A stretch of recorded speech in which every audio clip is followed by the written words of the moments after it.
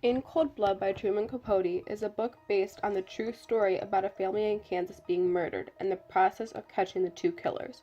The family's name was Clutter and consisted of the father, the mother, a daughter, and a son. This movie represents the interrogation and includes some characters we think were vital to the book. For legal purposes, this interview will be recorded and may be used in the courtroom. Please state your full name. Perry Edward Smith. Bobby Rupp. Richard Eugene Hitchcock. Susan Kidwell. Floyd Wells. My name is Alvin Adams Dewey, and I will be asking you questions. First off, how did you know the Clutter family? Up until a few weeks ago, never. I never knew anybody by the name I was dating Nancy Clutter. She was the love of my life. I never knew them personally. I've just heard of them. Nancy Clutter and I were best friends. We were inseparable. We were going to be roommates in college next year. I used to work for the Clutters. Where does Floyd Wells come into the story?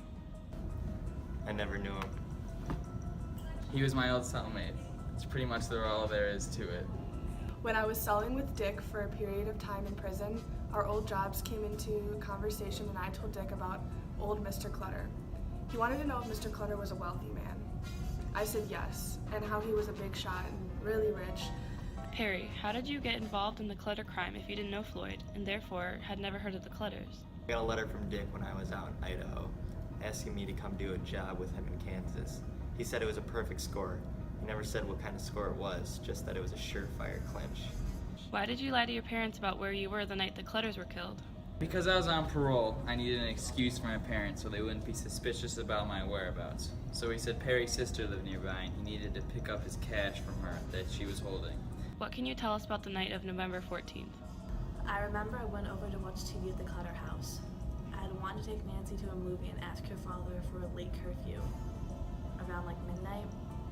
But he thought there wasn't going to be a future between us because she was going to leave for college, so we stayed in instead. Nothing seemed to be out of the ordinary. I didn't see any cars or anyone outside the house. I left the house around 11 o'clock maybe. The next day, when I heard about Nancy's death, I started sobbing. We got to the Clutter property and I got cold feet. There was a small house nearby the main one, and I saw the light go on and off. I had a second thought about it if we could ever get away with this. I want to leave, but Dick convinced me otherwise. He's the type of person that can persuade you easily, even in a moment of doubt. We wandered around until we found Mr. Clutter's bedroom. He thought we were his wife. Did you know they slept in different rooms? We told him real polite all we wanted to do was see the safe, but he kept denying us, saying that they never kept one. Never once that night did he admit he had a safe. Were you upset you couldn't find the money? I was exasperated because I knew he was hiding the money somewhere. All I wanted was the money. Dick got angry, but then he was excited. You couldn't argue with him, he was so excited. The glory of having everybody at his mercy, that's what excited him. He stopped caring about the money and cared about the power. Everything went downhill from there. Were you surprised when you found out about the Clutters murder? Yes, I was mortified. Nancy and her family were the least likely family in all of Kansas to be murdered. Everyone loved and adored them. Holcomb was never the same after it. I couldn't trust anyone. Surprise doesn't even begin to explain how I felt. I keep reliving the night in my head. They must have been waiting for me to leave. The killers.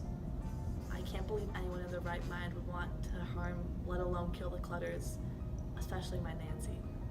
I understand you both went on a little road trip after the deaths. Did you ever believe you would get caught? I was always a little paranoid when the newspaper came out. I couldn't stop reading it. You must have read it at least 50 damn times. I never believed the police saying they had no evidence and no idea who it was. I didn't care what the police thought.